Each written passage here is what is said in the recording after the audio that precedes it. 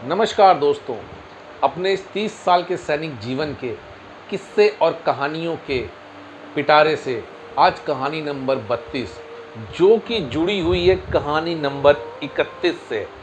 जैसे कि आप लोगों ने देखा कि मन में एक उम्मीद, एक जिज्ञासा जगी कि फ़ौज एक अपॉर्चुनिटी दे रही है कि सिपाही से डायरेक्ट आप अधिकारी, ऑफिसर ग्रेड में तब्दील हो सकते हैं और उसके लिए आप लोगों को एनटीआर कमीशन क्वालिफाई करना पड़ेगा। चैनल आगे बढ़ा और यूनिट लेवल से तमाम कठिनाइयों और मुश्किलों को पार करते हुए हमारी एप्लीकेशन पहुंची हेडक्वार्टर 11 कोर मेडिकल ब्रांच। अब आज और आगे का किस्सा हेडक्वार्टर 11 कोर मेडिकल ब्रांच की मेरी उस एप्लीकेशन से जुड़ा हुआ।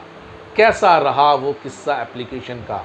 तो हुआ यूँ कि हमें कुछ समय दिया गया कि आप लोगों की एप्लीकेशन अब हेडक्वार्टर 11 कोर मेडिकल ब्रांच ब्रिगमेड के पास जा चुकी हैं और वो आपकी एप्लीकेशन का फाइनल प्रोसीजर है। वहाँ से अगर एप्लीकेशन रिकमेंड हो जाएंगी तो you are eligible for the SSB.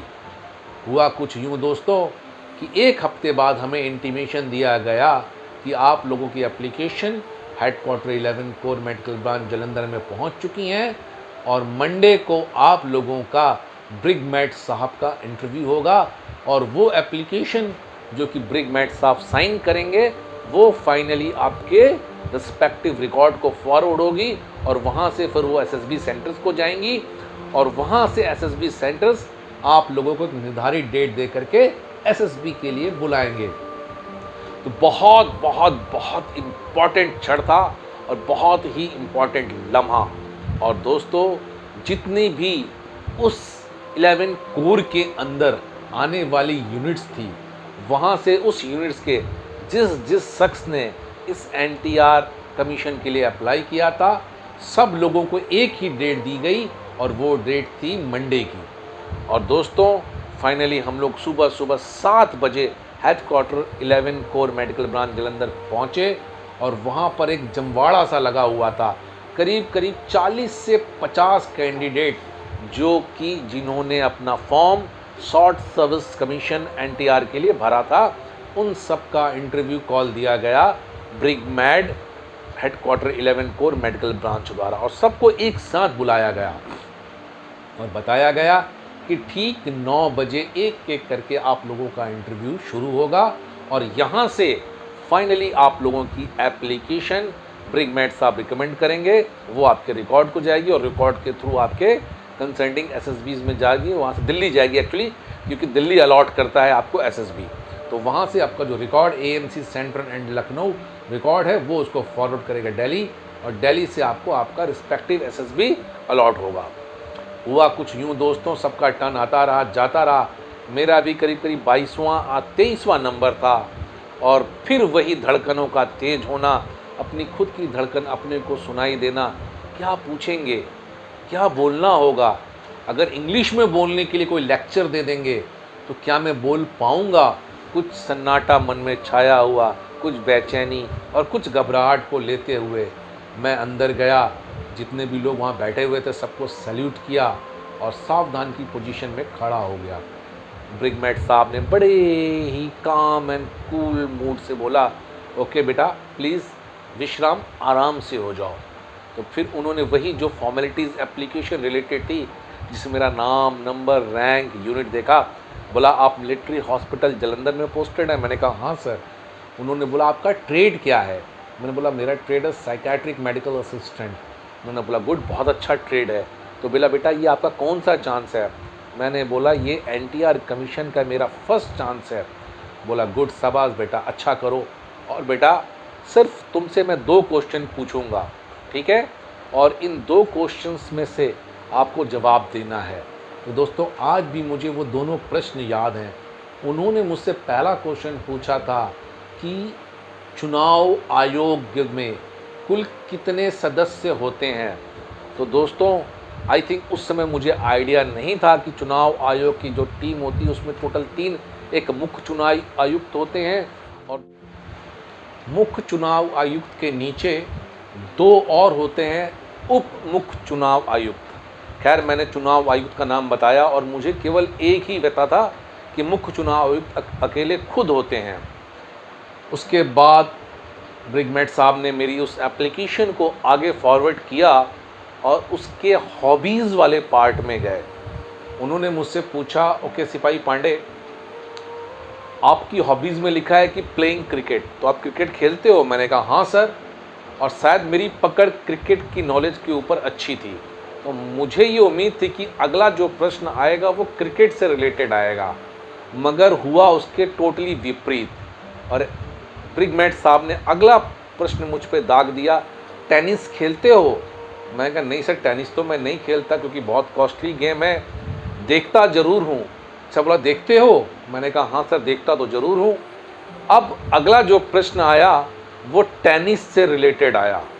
दोस्तों, उन्होंने मुझसे प्रश्न पूछा कि साल के 4 सबसे बड़े ग्रैंड स्लैम टेनिस टूर्नामेंट कौन कौन से हैं। दोस्तों, थोड़ा बहुत रुचि थी और कुछ पढ़ा था और ईश्वर की कृपा थी कि शायद वो रिकॉल हो गया, और मैंने उनको बता दिया कि सर साल का सबसे पहला जो होता है वो Australian open, then French open और फिर विंबलडन और US open, 4 main grand slam tournaments होते हैं। वो बहुत प्रसन्न हुए कि उन्हें उम्मीद नहीं थी, और उन्होंने मुझे बताया भी कि शायद मैं चौथा या 5वां ऐसा कैंडिडेट होऊंगा कि जिसने मुझे इस प्रश्न का सही जवाब दिया। मेरे ख्याल से ब्रिगमेट साहब खुद टेनिस खेलते होंगे और वो शायद टेनिस के बहुत ही फेवरेट खिलाड़ी रहे होंगे और टेनिस को बहुत दिल से लाइक करते होंगे, तो इसीलिए मेरे इस प्रश्न से वो बहुत प्रभावित हुए और उन्होंने मुझे शाबाशी दिया कि गुड, तुम आखिर 5वें या 6ठे ऐसे कैंडिडेट निकले जिसने कि 4 ग्रैंड स्लैम टूर्नामेंट्स टेनिस के होते हैं, उनका नाम बता दिया। बोला बेटा ओके, अब लास्ट क्वेश्चन, मुझे 4 मेन टेनिस मेल और फीमेल जो ग्रैंड स्लैम विनर्स रहे हैं या जिन्होंने ग्रैंड स्लैम खेला है उनके नाम बता दो। तो दोस्तों, शायद मेरा सौभाग्य था कि मैंने कुछ दिन पहले ही इससे रिलेटेड प्रश्न पूछे थे और जो जवाब मैंने उस दिन दिया था वो आज भी आपको बताता हूँ। मैंने 2 फीमेल टेनिस प्लेयर और 2 मेल टेनिस प्लेयर्स के नाम बताए थे, और मेल टेनिस प्लेयर में मैंने बताया था बोरिस बेकर और आंद्रे अगासी का नाम, और फीमेल टेनिस प्लेयर में मैंने नाम बताया था मार्टिना नवरातिलोना और स्टेफी ग्राफ का।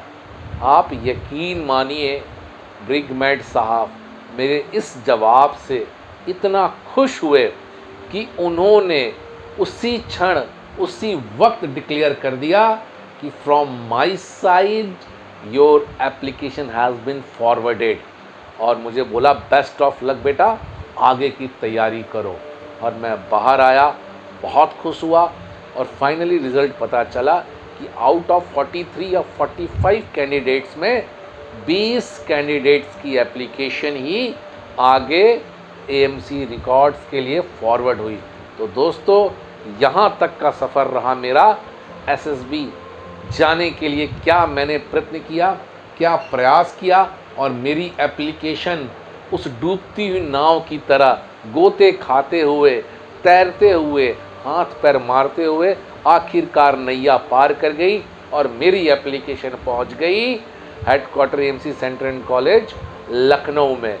आगे की कहानी मेरी एसएसबी आई, कहाँ आया मेरा एसएसबी, क्या तैयारी की मैंने एसएसबी के लिए, और कैसा रहा मेरा एसएसबी का एक्सपीरियंस, आगे आने वाले वीडियो में मैं आपसे शेयर ज़रूर करूंगा कि कैसा तजुर्बा रहा मेरा एसएसबी का, क्या गलती की मैंने एसएसबी में, और क्या आपसे मैं उम्मीद करता हूं कि इन गलतियों को आप मत दोहराइएगा। तो मेरा एक्चुअल अब एक्सपीरियंस शेयर करूंगा एसएसबी से रिलेटेड। तो आगे आने वाले वीडियोज़ को आप बहुत ही प्यार से देखिएगा, जिनमें मैं आपको अपनी एसएसबी की जर्नी बताऊंगा। 6 बार मैं एसएसबी में गया और 6 बार कैसा रहा मेरा वो सफ़र, इसको जानने के लिए मेरे आगे के वीडियो का ज़रूर इंतज़ार कीजिएगा। और उम्मीद करता हूँ कि मेरे इस वीडियो को आप ज़रूर पसंद करेंगे और पूरा वीडियो देखेंगे और लाइक करेंगे। दोस्तों, जय हिंद, जय भारत।